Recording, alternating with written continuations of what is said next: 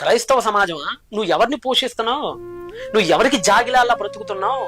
ఈరోజు కార్పొరేట్ పాస్టర్లు అనగానే చొక్కలు చింపుకొని వెళ్ళిపోతారండి మన క్రైస్తవులందరూ. మీరే డబ్బులు ఎవరైతే అడుగుతారో వాళ్ళకి మీరు డబ్బులు ఇస్తున్నారు. కానీ ఈరోజు దశమ భాగాల పేరిట, లేదనుకుంటే మాయలు మంత్రాలు మాట్లాడే వాళ్ళ పేరిట మీరు ఈరోజు వాళ్ళకి సపోర్ట్ చేస్తున్నారు, వాళ్ళకి వెన్నదండుగా నిలబడుతున్నారు. కానీ సత్యం కోసం యూట్యూబ్లో నిలబడి కుటుంబాలను ముందు పెట్టి ఎప్పుడు చస్తారో ఎప్పుడు బ్రతుకుతారో, వాళ్ళు చస్తే కుటుంబాలు ఏమైపోతాయో కూడా తెలియని అత్యంత దీన పరిస్థితుల్లో ముందడిగేసి ప్రాణాలకు తెగించి ఈరోజు చాలా మంది క్రైస్తవ వీరులు పోరాటం చేస్తున్నారు. మీలో ఎంతమంది వారికి సపోర్ట్ చేస్తున్నారు నాకు చెప్పండి? ఎంతమంది సపోర్ట్ చేస్తున్నారని? అడిగి అడగకుండా ఆల్రెడీ కోట్లు కోట్లు కోట్లు కోట్లు గణించిన పాఠశాలకు వద్దన్న డబ్బులు ఇస్తున్నారే, వాళ్ళ బెదిరింపులో పడిపోయి ఇన్ని చేస్తున్నారే. ఇలాంటి వాళ్ళకు కొన్ని కుటుంబాలు ఉంటాయి. ఈరోజు వాళ్ళు ఎంతమందిని ఆదుకుంటున్నారండి? ఈరోజు అండి ఎవరిని పోషించాలో ఎవరిని పక్కన పెట్టాలో తెలియని పరిస్థితిలో క్రైస్తవ సమాజం ఉందండి.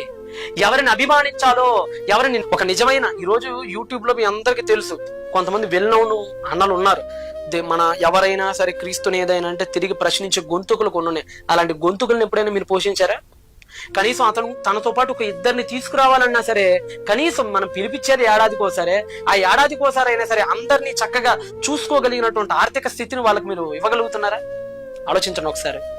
క్రైస్తవ సమాజమా, మన కోసం ఉంది చాలా తక్కువ మంది. ఎవరి జీవితాలు అడిగి అయిపోయినాయి. క్రీస్తునంటే ఎవ్వడికి పడదు, కానీ దశం భాగాలు వద్దంటే మాత్రం ప్రతోడు రియాక్ట్ అయిపోతాడు. నాకు బాగా గుర్తు, నేను దశం భాగాలు అవసరం లేదు అని వీడియో చేసినప్పుడు లేదు, ఎవరో తెలియని అనామకులు కూడా రియాక్ట్ అయిపోయారు.